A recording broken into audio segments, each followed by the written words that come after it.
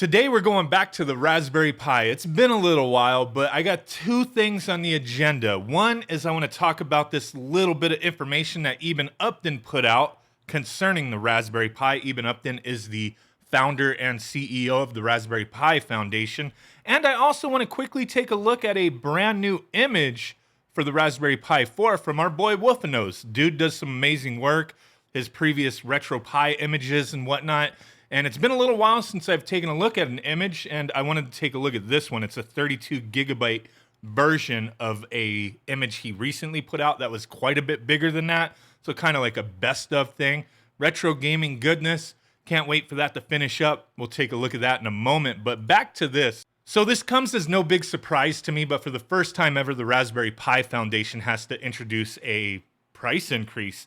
Now, this isn't all bad. I mean, with everything going on in the world, shortages with chips and just supply chain constraints, it had to happen here, and they had to refocus things and shift things around with manufacturing. And it's not all bad. It's just one product that gets a price increase, and they're reintroducing another product. They just have to shift and prioritize certain things.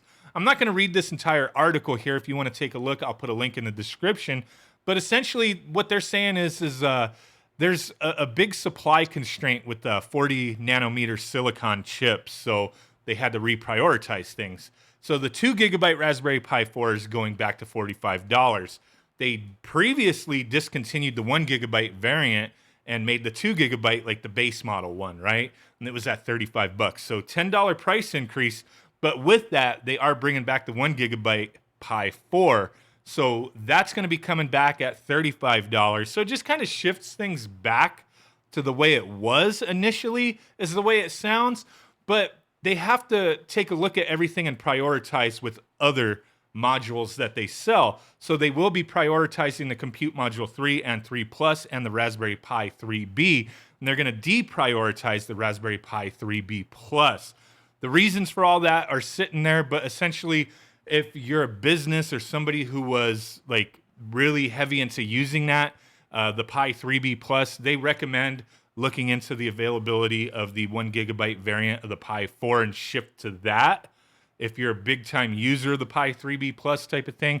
And as I said, it's all temporary with all these constraints and restrictions and shortages going on.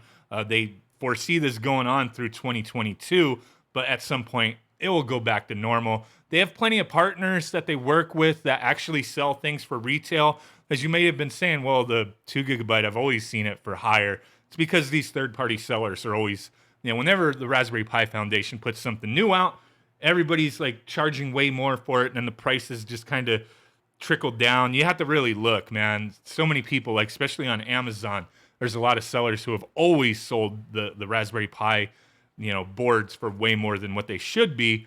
But there'll be places like Pi Shop US that sells for retail. So this is a good place to go to look and see like, hey, this is what these should cost. Like a lot of us use the 4 gigabyte or the 8 gigabyte variant.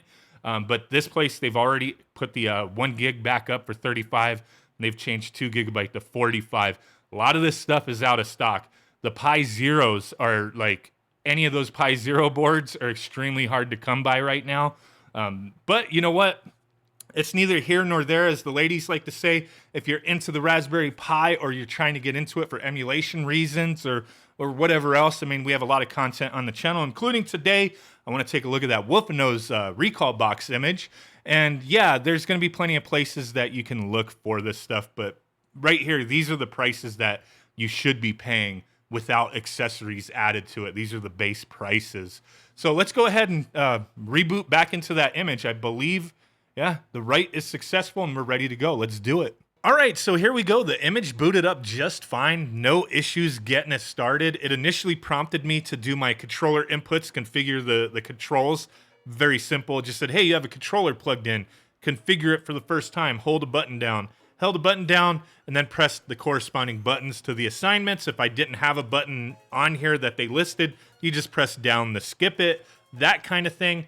Recallbox, I really like the way it's formatted and the way it works. There's a lot of options that are accessible here. And we'll get into a little bit of that in a moment.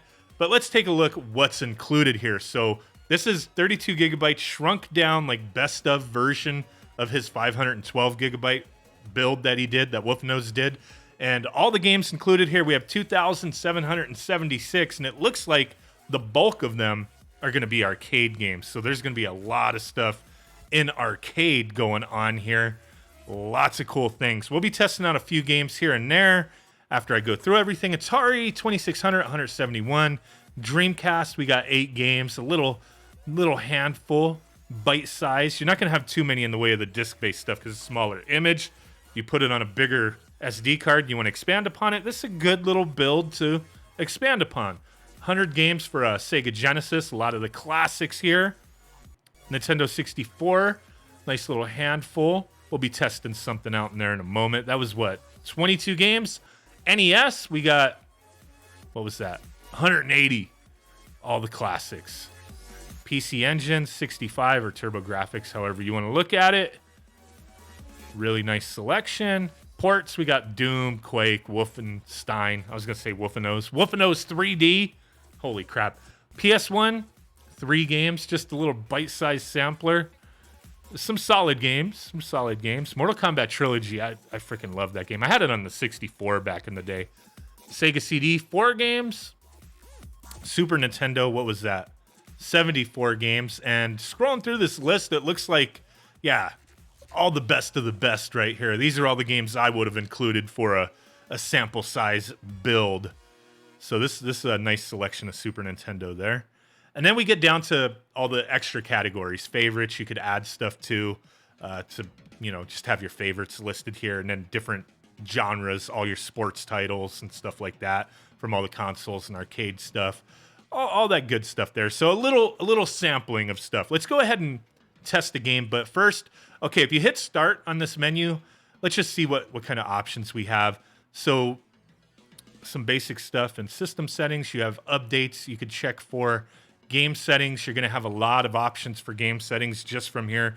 Integer scale, rewind on or off, smooth games, shaders. You could set all sorts of stuff from there. Your controller settings, you can go through and configure, reconfigure if you need to, or add another controller. UI settings, there are tons of stuff here, man. A lot of stuff just, boom, very accessible. Really cool. So, okay, there's that. I think if we hit select, it just goes to the quit menu. All right, Nintendo 64. Let's test out Cruisin' Exotica. All right, here we go. I'll go ahead and take the taxi. Like, we're playing a little crazy taxi action here. Cruisin' Exotica. So far, the game booted up and no issues. And yeah, right now, everything's looking smooth, man. Nintendo 64 is always a hit and miss thing, but, you know, Wolfanoz, all the images I've tested of his in the past, I've never had an issue with performance on most games. So, he put some shine on this stuff, making sure configurations are good. And on this, it does look like, because I've tested a few games already, like, there's some save files from him. So I imagine he tested, like, if not everything, most of everything here as far as the games go. But yeah, this is running very smooth, man. Really fun game. I mean, it's been a while for me. Oh crap! I just flew through the cave. I like the cruising games. I've been playing Cruisin' Blast on the Switch quite a bit lately. It's been a while since I've played this one, but this one's pretty damn fun. Oh, there's like I just snuck through the wall. Boom! Shortcut action. All right. Enough of that. Nintendo 64 is looking sharp and playing great. Let's go ahead and exit out of this. All right, next up, let's test Dreamcast. We'll do a Soul Calibur real quick. Nice little bezel action going on here. Okay, here we go. I love images like this where I don't have to tinker around. Everything just works. And so far, that's the way this one seems, man. Soul Calibur. I love this game when it first came out on the Dreamcast. Like, it just seemed so, like, beyond its time at that time, and it still holds up to today. Fool. Dude, no stuttering Stanley action here. Boom. Man, I really do miss the Raspberry Pi doing, like, Retro Pi and Recallbox and all that kind of stuff, man. Like you could build like an arcade machine on the cheap with one of these boards, man.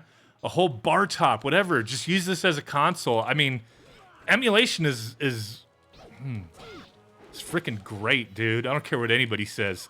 You guys know me, man. I like looking at every option out there as far as gaming. There's nothing wrong with emulation. You playing on a $35, $45 mini computer, who gives a shit? Especially when you're getting performance like this, man.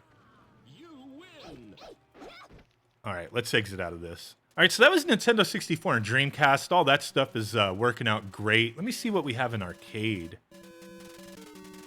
This list is huge, though, so, man. I wonder if B-Rap Boys is in here. Oh, it is. B-Rap Boys, hell yeah. This game is badass. I love you, baby. Let's go. This game is fun, man. Like a little-known arcade beat-em-up with a lot of character. Definitely screams 90s.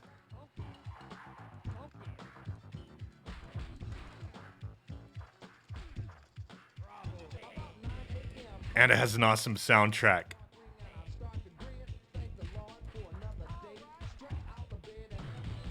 Elbow to the face, bitch. Oh shit, I'm off my bike now. I'm on skates and I was riding a bike at the same time. Oh my god, they're freaking ganging up on me. Knee to the face. Let me whoop that truck's ass. This is a hidden gem when it comes to arcade games. You gotta play it. Oh shit. Alright, we gotta get out of this though. I really just wanted to see what the bezel looked like. And I like that. Super Nintendo. Split right down the middle. You can always turn bezels off if you don't like them. And you know, as far as like, oh, input lag and stuff, man, this feels fine. Like, let me play a little Mario 1. A game, which, you know, the Super Nintendo version of Mario All-Stars, it does feel a little different than the NES version. I mean, obviously it looks different, but it always felt a little different to me, but I could still like breeze through it for the most part. I'm fucking up because I'm looking at my recording as I play, but no excuses, man up, dude. Can't die from the first Goomba, you see. But yeah, everything's reacting very well. Input latency's not an issue. Don't be one of those like, nah, can't play emulation. Then don't, man. It's all right, dude. This is an excellent option. Looks amazing. Feels amazing. It might even taste amazing, you know? I'm probably going to screw up my system here when I pick it up, but like, can I get it on camera? No, barely. Raspberry Pi 4 in a NES Pi 4 case. Can't really get it in front of the camera.